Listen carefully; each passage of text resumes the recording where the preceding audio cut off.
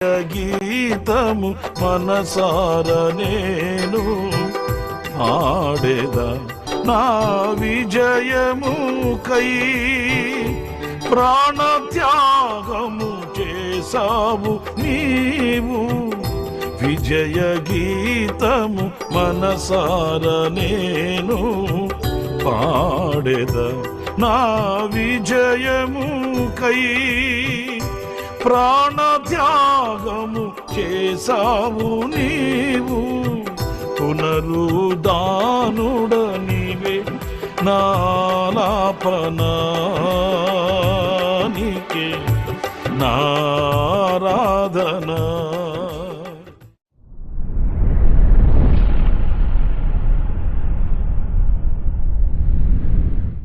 Praise the Lord. ప్రభు అయిన యేసుక్రీస్తు నామములో మీ అందరికీ మా హోసన్నా మినిస్ట్రీస్ తరపున హృదయపూర్వకమైన వందనాలు తెలియపరుస్తున్నాను. ప్రభు మిమ్మల్ని దీవించి ఆశీర్వదించునుగాక. పురులర పరిశుద్ధ గ్రంథంలో ఈరోజు 32వ కీర్తన 7వ చరణాన్ని నేను చదువుతాను. మీరు ఆ వాక్యాన్ని ఆలకించండి. నా దాగుచోటు నీవే, శ్రమలో నుండి నీవు నన్ను రక్షించెదవు, విమోచన గానములతో నీవు నన్ను ఆవరించెదవు.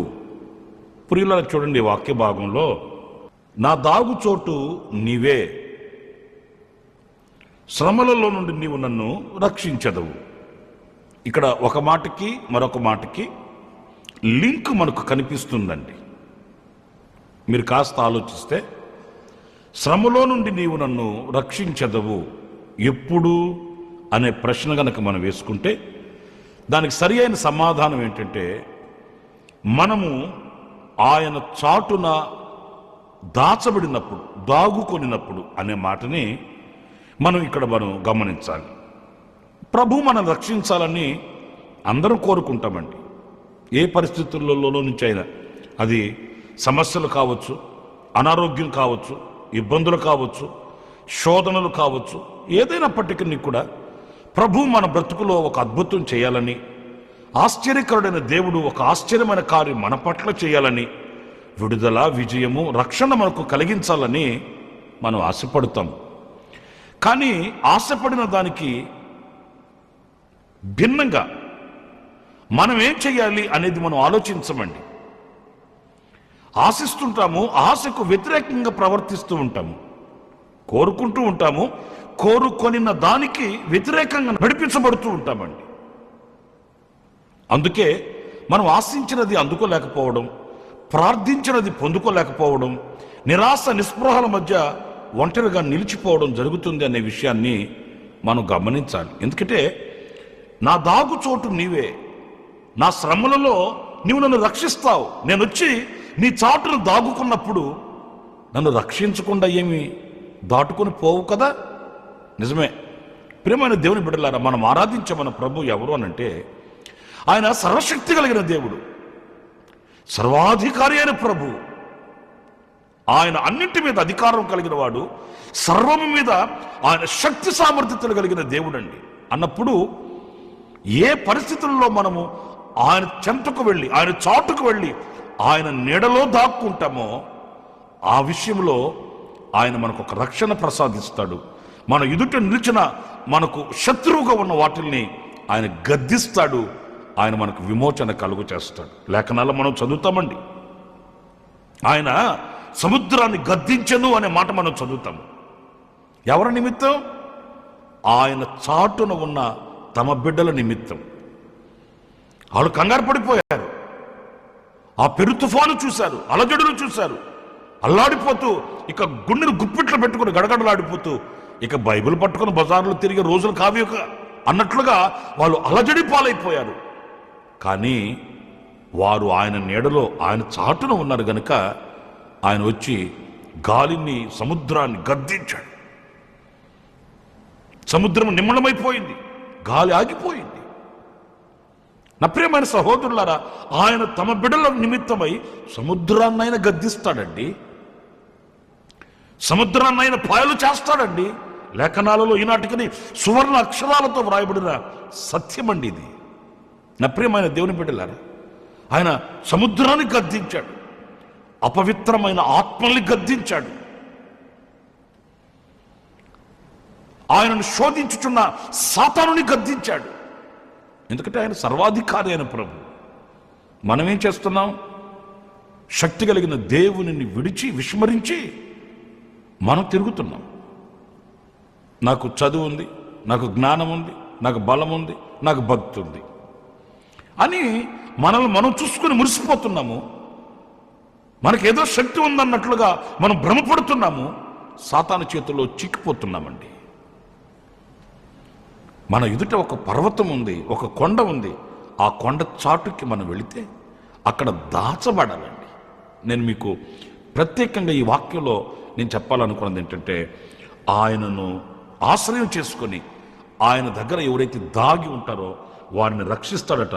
విమోచన గానములతో ఆయన వారిని ఆవరిస్తాడట. అంటే వాళ్ళ నోట ఎప్పుడు ఆ విమోచన గీతం వినబడుతుంటుందండి. ఎందుకంటే అన్ని విషయాలలో ఆయన చేత విమోచించబడిన వాళ్ళు మరి ఆ విమోచన గీతం కాక ఇంకే గీతం పాడుతారు? ఆ విమోచన గీతాలతో వాళ్ళు ఆనందిస్తూ ప్రహర్షిస్తారు, కానీ ఏడ్చుచూ ఎందుకు కూర్చుంటారండి? నా ప్రియమైన వారులారా, ఆ దాగి ఉండడం అనేది ఒక ఆశీర్వాదము. ఆ దాగి ఉండడంలోనే విజయం నాకు సోపానం అండి. ఈరోజు మనం దాగి ఉండడానికి ఇష్టపడం. ఎంతకాలం అండి దాగి ఉండేది? ఎంతకాలం అండి దాచబడేది? మేము ఎప్పుడండి బయట తిరిగేది? ఇలా ఆలోచిస్తామండి. మమ్మల్ని మేము ప్రత్యక్షపరుచుకునేది, మమ్మల్ని మేము రుజువు చేసుకునేది, మాకుగా మేము వెళ్ళేది ఎప్పుడండి అన్నట్లుగా మనం ఆలోచిస్తామే. కానీ మనం దాచబడి దాగి ఉండాలి, దాగి ఉండాలి, దాగి ఉండాలి. మా పాస్టర్ గారు ఒక పెద్ద ఆయన చెప్తుంటే విన్నాను. అదేంటంటే కరివేపాకు యమ సంబరపడిపోద్దట. అసలు ఘనతంతా నాదేను, నేను లేకపోతే ఏముంది అని అనుకుంటుందట కరివేపాకు. కానీ బాధాకరమైన విషయం ఏంటంటే, మొదట మన పళ్ళెలో నుంచి తీసి పక్కన పెట్టేది ఏంటంటే దాన్నే. కానీ ఉప్పు ఉంది కదండి, ఎప్పుడు కనబడదు. కానీ ఆ ఉప్పు లోపల సంతోషిస్తుందట. ఏంటంటే, నేను కనబడకపోయినా పర్లేదు, నా యజమానునికి తృప్తిని కలుగు చేస్తున్నాను కదా, నా యజమానునికి సంతోషాన్ని ఇస్తున్నాను కదా అని లోపల సంతోషిస్తుందట. అది కనబడదండి. గనుక నా ప్రియమైన సహోదరులారా, మనల్ని మనం ప్రత్యక్షపరచుకోవడం అని కాదు, కానీ మనము ఆయన నీడలో, ఆయన చాటున ఎప్పుడైతే దాచబడి దాగుకొని ఉంటామో ఆనాడు మనం సురక్షితంగా ఉండగలుగుతాము, సంతోషంగా బ్రతకగలుగుతాము, విజయవంతంగా జీవించగలుగుతాము. ఆయన కోరిన ఆ ప్రణాళికని మనం సంపూర్తి చేయగలిగిన సాధనాలుగా మనం బ్రతకగలుగుతామండి. లేఖనాల్లో దైవజనుడైన ఏలియాను గురించి మనం చదువుతామండి. దేవుడు దైవజనుడైన ఏలియాని ఒక ఆశ్చర్యకరమైన పద్ధతిలో పోషించాడండి. మనకు ఆశ్చర్యం కలుగుతుంది. ఆయనను నడిపించిన విధానం కానివ్వండి, ఆయనను పోషించిన విధానం కానివ్వండి, ఆయనను కాపాడిన విధానం, ఇవన్నీ మన మతికి మించినవండి. చూడండి, ప్రభు ఏలియాతో చెప్పిన మాట రాజుల మొదటి గ్రంథం 17వ అధ్యాయం 3వ వాక్యంలో మనం చదువుతాము. నీవు ఇచ్చటి నుండి తూర్పు వైపునకు పోయి యోర్దానునకు ఎదురుగానున్న కేరెతు వాగు దగ్గర దాగి ఉండుము. పిల్లలారా, నేను ఇక్కడ మీకు నా మనసులో మాట చెప్పాలనుకున్నది ఏంటంటే, ఆయన వెళ్ళిందే అక్కడ చుట్టూ చూపుకు వెళ్ళినట్టు వెళుతున్నాడండి. అక్కడ ఆయనకి ఎవరూ తెలీదు, పరిచయాలు లేవు. మరి ఈయన అక్కడికి వెళ్ళి దాగి ఉంటే ఈయనకి ఎవరు తీసుకుని వచ్చి పోషిస్తారండి ఈయన్ని? ఇప్పుడు ఈయన అక్కడికి వెళ్ళిన సంగతి నలుగురికి తెలిస్తే, ఈయన అక్కడ ఉన్న సంగతి సమాజానికి తెలిస్తే, ఏదో నలుగురు ఏదో తీసుకుని వచ్చి ఆయనకి పెడతారు, పోషించబడతాడు, 4 రోజులు అక్కడ ఉంటాడండి. దేవుని మాటలన్నీ ఆశ్చర్యాన్ని కలిగిస్తాయి. నీవు అక్కడికి వెళ్ళి దాగి ఉండు అంటే, ఈయన వెళ్ళి అక్కడ దాగి ఉంటే ఏంటి తర్వాత పరిస్థితులు ఏంటి అనే ప్రశ్న ప్రతి మనిషికి కలుగుతుందండి. నేను అక్కడికి వెళ్ళి ఎవరితో మాట్లాడకుండా, ఎవరి దగ్గరికి వెళ్లకుండా, ఎవరి చెంతకు వెళ్లకుండా, ఎవరి సహాయాన్ని కోరుకోకుండా నేను దాచబడి దాగి ఉండాలంటున్నాడు ఏంటి?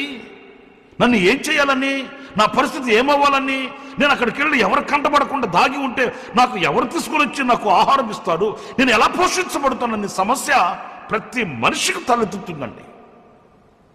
కానీ దేవుడు చెప్పింది అదే. మన పద్ధతులు వేరుగా ఉంటాయి, దేవుని పద్ధతులు వేరుగా ఉంటాయండి. మన ఆలోచనలు వేరుగా ఉంటాయి, దేవుని ఆలోచనలు వేరుగా ఉంటాయండి. దేవుని ఆలోచనలు మన ఎడల మనము ఊహించలేనంతగా ఉంటాయండి.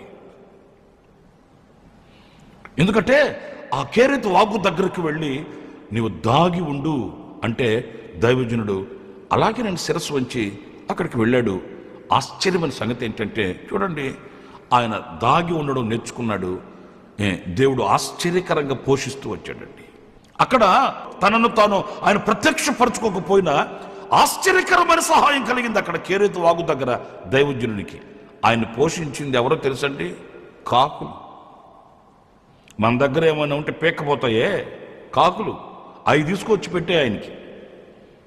మన దగ్గర పేక్కపోయి ఆయనకి తీసుకొచ్చి పెట్టాయండి. అంటే అర్థం ఏంటంటే ఆధారమే లేదు, ఆలోచించడానికి ఊహకే అందదు. కాకులు ఎలా తీసుకుని వస్తాయి, కాకులు ఎలా ఆకలి తీరుస్తాయి అంటే అదే మనము ఆలోచించనిది, మన ఊహకు అందనిది దేవుని యొక్క కార్యం అండి. కేరెతు వాగు దగ్గర హాయిగా ఉన్నాడు, కాకులు తీసుకుని వచ్చి పెడుతుంటే తిన్నాడు. దేవుని ప్రణాళిక నెరవేర్చాడండి. నువ్వు అక్కడికి వెళ్ళి వీళ్ళ సహాయాన్ని వాళ్ళ సహాయాన్ని వీళ్ళ దగ్గరికి వెళ్ళి ఏమండి ప్రభు నన్ను పంపించాడండి, ప్రభు నన్ను ఇక్కడ తీసుకుని వచ్చాడండి, దేవుని చిత్తమండి ఇది, ఇలాంటివి ఏమీ అవసరం లేదు. పిల్లరా, ఎప్పుడైనా మనం ఆ దాగిన అనుభవంలో గొప్ప కార్యాలు చూస్తామండి, గొప్ప కార్యాలు చూస్తాం. మనం దాచబడాలి, దాగి ఉండాలి. నేను కాదు జీవించేది ప్రభు అన్నట్టు, నాది కాదు ఈ కార్యం నా దేవునిది అన్నట్టు, నాది కాదు ఈ సమస్య దేవునిది అన్నట్లు భారము ఆయన మీద మోపి మనము ఆయన సరసన, ఆయన నీడలో, ఆయన కౌగిలిలో, ఆయన మధ్యలో, ఆయన ఎదలో మనం దాగి ఉండాలి. ఆయనను ప్రత్యక్షపరచాలంతే. ఆయనను ప్రత్యక్షపరిచే జీవితంలో ఏ కొదువ ఉండదు, ఏ కొదువ ఉండదు. సమృద్ధే కలుగుతుంది. ఆధారాలే లేకపోయినా ఆకాశం నుండి ఆహారాన్ని కురిపిస్తాడు ఆయన. ఏ మార్గాలు మూయబడిపోయినాయి అని అనుకున్నామో ఆ చోట క్రొత్త మార్గాలు తెరుస్తాడు ఆయన. నూతనమైన మార్గాలను మన కొరకు ఆయన విశదపరుస్తాడు. క్షేమాన్ని, దీవెనను కలిగిస్తాడని ఈ వాక్యం మనకు తెలియపరుస్తుందండి. మరొక మాట కూడా నేను మీకు జ్ఞాపకం చేస్తాను. అదేంటంటే రాజైన సౌలుని అభిషేకించే ఆ సమయాన్ని జరిగిన ఒక సన్నివేశం మనకు బాగా తెలుసు. ఇశ్రాయేలీయులు తమకు రాజు కావాలని కోరుకున్నారు. మాకు అందరికున్నట్టు సకల జనుల మర్యాద చొప్పున మాకు ఒక రాజు కావాలని కోరుకున్నారు. సరే, ఈ చరిత్ర మనందరికి బాగా తెలిసిన చరిత్రే. ప్రభు మరి బెన్యామీయుడైనటువంటి ఆ సౌలుని ఏర్పరచుకున్నాడు, అభిషేకించాడు. మంచిది. ఇప్పుడు అక్కడ ఒక అభిషేక కార్యక్రమం జరుగుతుంది. ఇది మన పరిశుద్ధ గ్రంథంలో సమూయేలు రాసిన మొదటి గ్రంథం 10వ అధ్యాయంలో మనం చదువుతామండి. విశేషమైనటువంటి మాట ఏంటంటే గోత్రాల చొప్పున ఒక్కొక్కరిని ఆయన తీసుకొని రమ్మన్నారు, వచ్చారు. కానీ ఆ రోజున ఈ బెన్యామీను గోత్రీకుడైనటువంటి సౌలు మీద ఆయన దృష్టి ఉన్నట్లుగా ప్రత్యక్షమైంది. తీరా చూస్తే అసలు సౌలే లేడు అక్కడ. అన్ని గోత్రాలకు సంబంధించిన వాళ్ళు వాళ్ళ గోత్రాల ప్రకారం వచ్చున్నారండి. ఎవరినైతే దేవుడు ఏర్పరచుకున్నాడో, దేవుడు ఎవరినైతే ఎంపిక చేసుకున్నాడో ఆ వ్యక్తి కనిపించట్లేదు. ఆ గోత్రాల ప్రకారం ఏర్పాటు చేసుకుంటూ వస్తే వాళ్ళు అన్నారయ్యా ఇంకా ఒకరు రావాల్సి ఉంది, మరి అతను ఎక్కడికి వెళ్ళాడు ఏంటో అని ప్రభుని విచారణ అడిగారు వాళ్ళు. అప్పుడు ప్రభు అన్నాడు, అతడు ఎక్కడికి వెళ్ళలేదు, అతడు అభిషేకించబడిన వాడు, అతను సామాగ్రిలో దాగుకొని ఉన్నాడు చూడండి అని ప్రభు చెప్పాడండి. నేను ఒక మాట మిమ్మల్ని అడగనా? అదేంటంటే దేవుడు మనల్ని ఏర్పరచుకున్నాడు ఒక బృహత్తరమైన పనికి. ఆయన మనల్ని ఎన్నుకున్నాడని తెలిస్తే మన ఆనందం ఎట్లా ఉంటుంది, మన ప్రచారం ఎట్లా ఉంటుందండి? ఇంకొకరు చెప్పిందాక మనం ఆగుతామా? ఏమండి? 500 మంది ఇంటర్వ్యూకి వెళ్ళారు. ఆ 500 మందిలో 5 మందికి ఉద్యోగాలు వచ్చాయి. ఆ 5 మందిలో నీవు కూడా ఒక్కడివి అనే వార్త విన్నాడనుకో, వాడు ఇక ఊర్లో ఉంటాడా? మనం 10 మందిని మరల వెనక్కి పంపించి వెతుకులాడి తీసుకురావాలి కదండి. 500, 5,000 మందిలో 5గురికి ఉద్యోగాలు వచ్చాయి. ఆ 5 మందిలో నేను ఉన్నానంట అని తెలియగానే, ఇంకా కన్ఫామ్ కాలా, అలా వార్త తెలియగానే మనకు అంత సంతోషం అయిపోద్ది. మరి సౌలు చూడండి ఆ మాటలు నేను చదువుతాను. 22వ వాక్యం అండి, సమూయేలు రాసిన మొదటి గ్రంథం 10వ అధ్యాయం 22వ వాక్యం. కావున వారు అక్కడికి ఇంకొక మనుషుడు రావాల్సి ఉన్నదా అని యెహోవా యొద్ద విచారణ చేయగా, యెహోవా ఇదిగో అతడు సామానులో దాగి ఉన్నాడని సెలవిచ్చెను. ప్రియమైన దేవుని బిడ్డలారా, చూడండి, ఆ దాగి ఉండే అనుభవం ఉందే, అది ఎంత దీవెనకు మనల్ని తీసుకుని వెళుతుందో చూడండి. అది తెలియక మనల్ని మనం ఫోకస్ చేసుకోవాలి, మనము ముందుకు వెళ్ళాలి అని మనము అని ఆరాటపడతాము. సాతానుగాడు కొట్టే మొదటి దెబ్బకి దామని పడిపోతాం. ఎందుకంటే మనము నేను ముందుకెళ్ళాం కదా. ప్రభువుని వెనక్కి నెట్టేసి, ప్రభువుని వెనక్కి తోసేసి, ఆయన ఊసే లేకుండా ఆయనను ప్రత్యక్షపరచవలసిన మనల్ని మనం ప్రత్యక్షపరచుకుంటూ అలా ముందుకు వెళ్ళామనుకోండి, సాతాను యొక్క అగ్ని బాణాలకి మనం గురి కావాల్సి వస్తుంది. అలా కాకుండా మనం క్రీస్తులో దాగి ఉండి క్రీస్తుని ప్రత్యక్షపరిచామనుకోండి, ఆయనను జయించగలిగిన వాడు ఎవడు కూడా లేడండి. ఆయన జయమే మన విజయం అవుతుంది.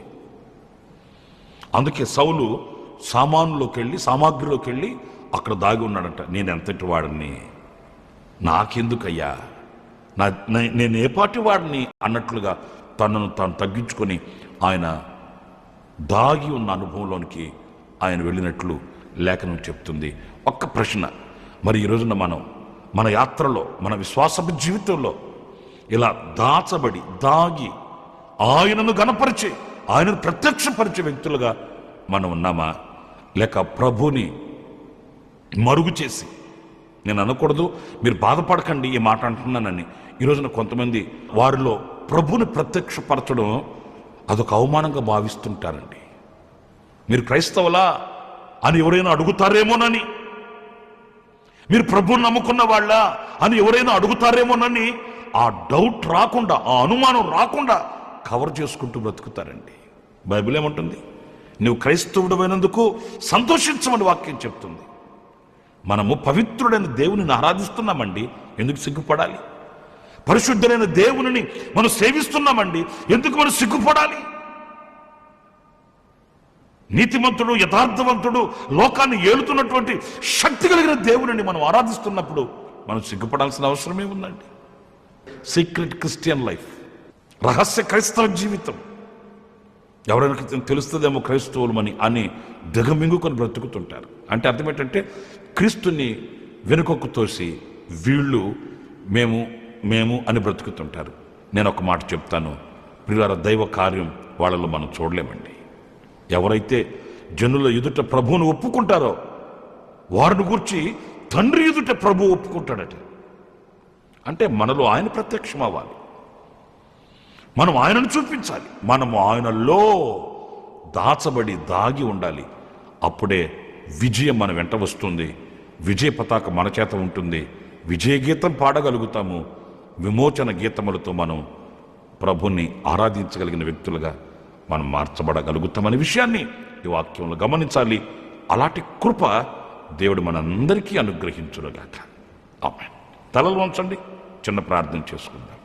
కృపా సత్య సంపూర్ణుడా, జీవాధిపతి ప్రభువా, మీకు వందనాలు. నాయనా, దాగి ఉండుటలో ఉన్న దీవెన ఏంటో ఆనాడు సౌలు దాగిన అనుభవాలలో ఎంత ఆశీర్వాదాన్ని అనుభవించాడో మేము చూస్తూ వచ్చాం ప్రభువా.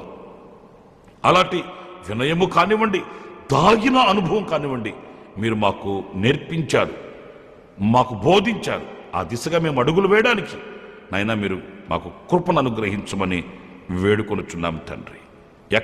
ఎప్పుడు కూడా మమ్మల్ని మేము ప్రత్యక్షపరచుకోక, మిమ్మల్ని ప్రత్యక్షపరిచే సాధనాలుగా మమ్మల్ని ఒక్కొక్కరిని ఆయుధపరచమని ఈ కోరిక మా హృదయాలలో నెరవేర్చి మీ నామానికి మహిమ తెచ్చుకున్నామని నన్ను మమ్మల్ని మీ చేతులు సమర్పించుకుంటూ యేసు నామములో ప్రార్థించి వేడుకొనుచున్నాను తండ్రి.